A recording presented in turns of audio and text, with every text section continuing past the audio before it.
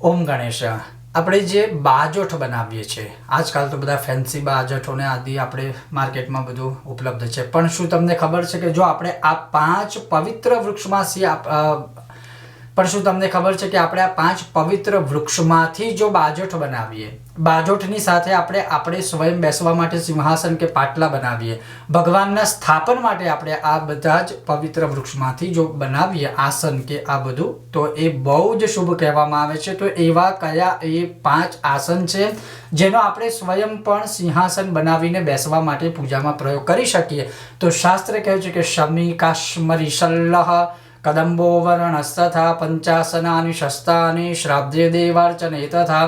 શમી એટલે સંભળાના ઝાડના વૃક્ષમાંથી, લાકડામાંથી બનાવેલું. શ્રીવર્ણી એટલે જેને આપણે સેવનનું ઝાડ કહીએ છીએ એના પવિત્ર કાષ્ઠમાંથી બનાવેલું.